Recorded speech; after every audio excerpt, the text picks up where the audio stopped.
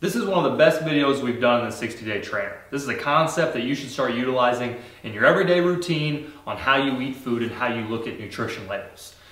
I talked with a guy today that always eats a Little Debbie, or basically the two dark logs of Twinkie kind of stuff with the filling in the middle.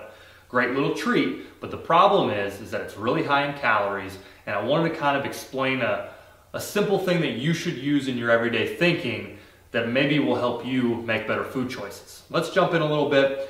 This Twinkie here is actually cut in half on the serving size on the back. So when you pick up a food item and you start looking at the nutrition label like I've taught you to do, always really focus on what the serving size is. Now this Twinkie is cut in half. It's only telling you the serving size or the calorie counts and the sugars for one of the logs within the package.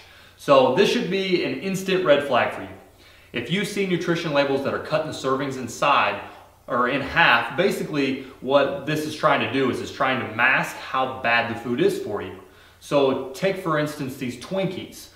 If you cut it in half, now our sugar counts look a lot lower and the calorie intake looks a lot lower. So let's think of it as in terms of the whole entire Twinkie pack, because if you eat a Twinkie, you're probably going to eat them both. I know how you are. I'm the same way. That's why we got to stay away from them. But anyway, let's go ahead and dig into it a little bit. So this Twinkie is about 530 to about 560 calories, depending on which brand you got and which box you ended up getting. Now, 560 calories isn't counting the sugar counts. Check that out too. The sugar counts are through the roof. Too much sugar turns to fat. It's bad for our heart, bad for our bodies. We don't want that. Now here's the secret, here's the insight, and here's the way that you need to start thinking in terms of these bad foods. So if you take a Twinkie, and you take this pack of Twinkies and you eat both of them, 530, we'll just go with 550 calories, okay? Think in terms of lean meats or proteins when you think of your portion sizes. This is an easy way for you to really understand how much bad food you're eating. I know two Twinkies seem relatively small. You eat them, you're not exactly full, you feel a little good because you got that sugary vibe running through your blood. But now think of it, like I said, in terms of lean protein. If you ate just as many calories in lean chicken, then you're actually going to be eating a ton of food. So take 4 to 6 ounces as your serving size normally on a chicken breast. So if you take 4 to 6 ounces, you're generally looking at about 100 to, just ballpark it, 100 to 140 calories for this 4 to 6 ounces, depending on brand, depending on what pack you got. You know how the game works. So 4 to 6 ounces only gets us to about 100 to 130 calories. Our Twinkies we ate are, again, remember, we're going off 550.